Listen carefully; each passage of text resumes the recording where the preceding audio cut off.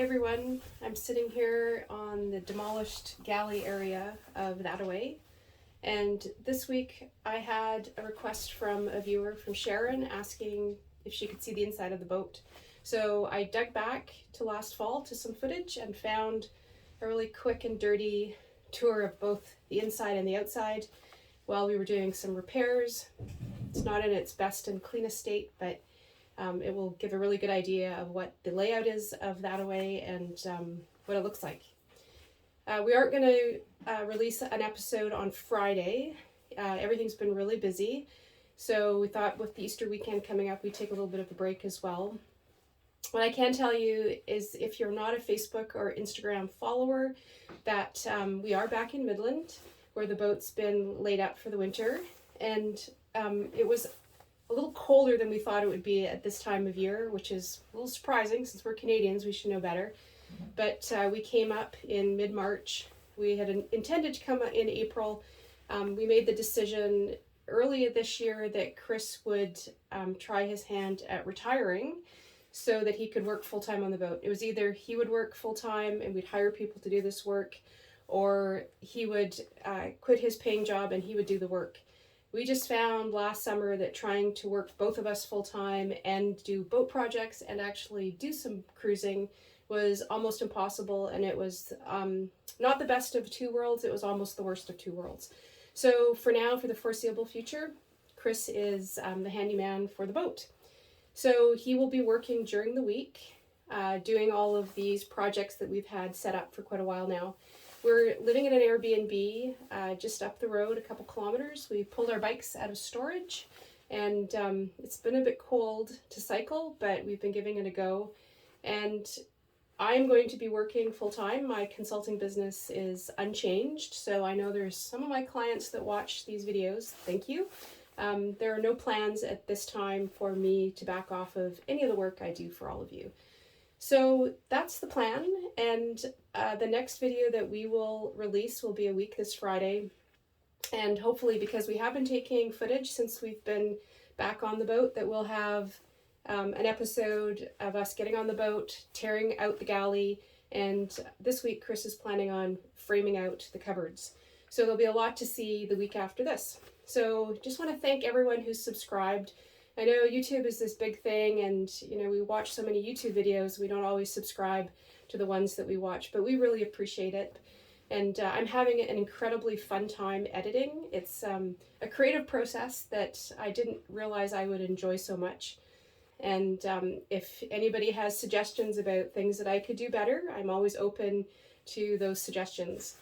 So without any more yakety yak for me, here is a quick tour of Thataway. See you next time, and thanks for watching. We're Chris and Sandra. In 2022, we bought a boat we named Thataway. On a foggy May morning, we said goodbye to Port Dover and headed down Lake Erie through the Welland Canal and on to Lake Ontario. We had a summer of fun boat projects and explored Lake Ontario and the famous Canadian Heritage Canal System, the Trent-Severn Waterway. We met some great people and saw amazing sights in beautiful Ontario. We've got plans to overhaul the interior of Thataway in the spring, so join two not-so-young kids as we dive headfirst into our 2023 adventure. It's been a while since we promised to do a tour of the boat, and now that it's mid-October, we're running out of time. So come hell or high water, I'm doing the tour, which is a surprise to Chris. He's working at the front. Maybe let's go to the main door. We'll do it inside first, and then we'll do it outside. So it's got a starboard door.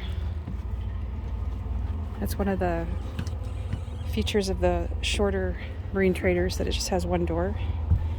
You see our recycling. Tend to pile up shoes down here. The upper or the lower helm, which we call the lower helm. There's our mandated charts. Overflow groceries at the moment. At the front, our Pico Espresso for lattes. The galley. Right now, we pulled out the propane stove and oven. We have plans to redo this in the spring. We're using induction plates at the moment. We have a collapsible drying rack, which makes it smaller. We brought most of our, whatever we thought we could use on the boat, we brought from the apartment when we left that, but our Instant Pot was too big, so this is actually a new 3-quart. And the Ninja was Helen's, our daughter's. We traded her our Vitamix for the Ninja, which hurt because the Vitamix is so nice, but this fit a lot better. We kept some of the dishes that came with the boat, the plates, because they're Corelle and almost unbustable. We brought a lot of stuff of our own, which has been slowly breaking. That's glass. Hasn't been doing superbly well. That's primarily dishes up there. There is a set of drawers here. Cutlery. The requisite messy drawer. And more stuff down there. The fridge, which we're going to do something about in the spring. It pretends it's a fridge and freezer, but most of the time it's just a freezer. And we lose a lot of food to being frozen, so it's very finicky. The salon area, which people call the saloon, which I'm not really sure why. We're not a Western movie here. This is my work area, which takes up most of the salon area. I do my consulting business out of here, and now that it's autumn, I've pulled out my knitting thing, so I'm working on a project right there. Chris's work area is over here, so he has to kind of shift to work there, but it seems to work for him. At the back, it's a little disorganized. This was our shakedown summer, so we weren't sure what we were going to do for space. But now that we've lived on the boat for about 5 months, we have a better idea of what we need to do. This is pretty standard for neatness for us. Sometimes it's better, sometimes it's worse. This box here is my office, and I only use a few things out of it. Mostly it's just things that I have to have on hand, and electronics end up there, and some books that I get at the little libraries. Chris throws a lot of his electronics there, and when he's doing work, he dumps the tape measure, a few other things there sometimes. This book back here, Chris found very handy in the beginning, probably will continue to do so. If anyone's interested, he really thought it was a good book, recommended by many people. So if we take a look from the aft to the front, to the bow, you can see that's the upper helm with the food storage. There's stuff going on there. And my work area from the back. We think we're going to redo this area to be a little more comfortable. These benches are a bit narrow. The granny floral pattern isn't my favorite. So we're probably going to redo this, make it more comfortable, change the table around a bit. Chris is working outside right now, which I'll go out in a minute, but we'll go down to the view berth. So this is a work area storage at the moment, but initially when we got the boat, we tried to sleep here. Chris probably could have kept sleeping here, but I found it very noisy when it was a little bit rough outside.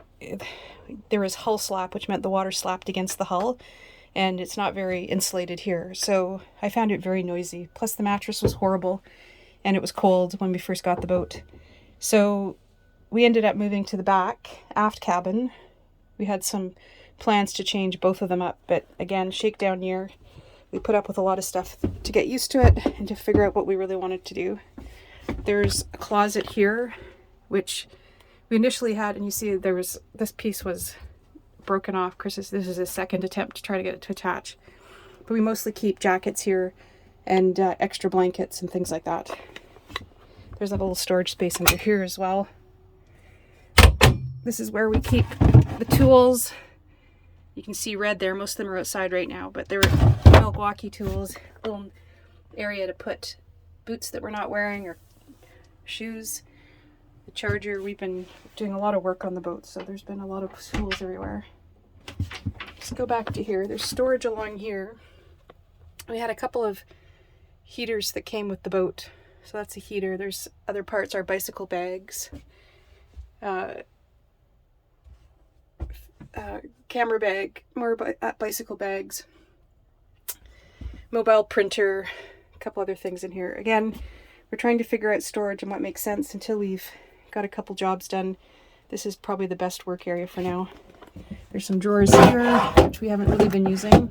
Some more storage down here, which is just everything under the V-berth. I'm not going to open it, but there's a storage underneath this. And the bow thruster control is right there. More storage under there. There's lots of nooks and crannies. The primary head that we use, the bathroom, is in here. And we use it because it's electrical. And it's a little nicer to use apparently. But it's got a shower in here, which we've also never used. We think, because we've tested it out a couple of times, that the drain is actually going to the bilge, which we don't want it to. But we use the head if it's too cold, if it's in the middle of the night or whatever. So here, I'm just going to flush it.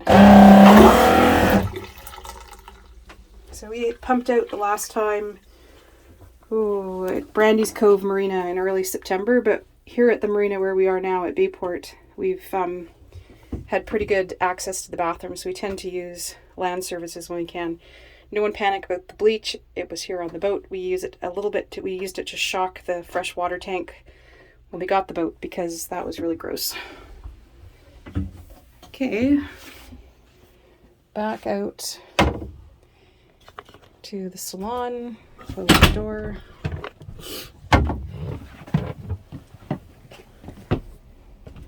There's our space heater, our non-tip over one, so we don't run that one at night. We bought one that does turn off if it tips over. Right now we've got, so the aft cabin has 2 single beds, which isn't ideal. We've talked about making it into a queen bed, which is a project for the spring. The mattresses were just awful, so we ended up very quickly, once we moved back here, I bought I believe it was a Douglas mattress, which is much, much nicer. Again, linens we just brought from home. We didn't want to buy new stuff until we figured out what really worked well for the boat.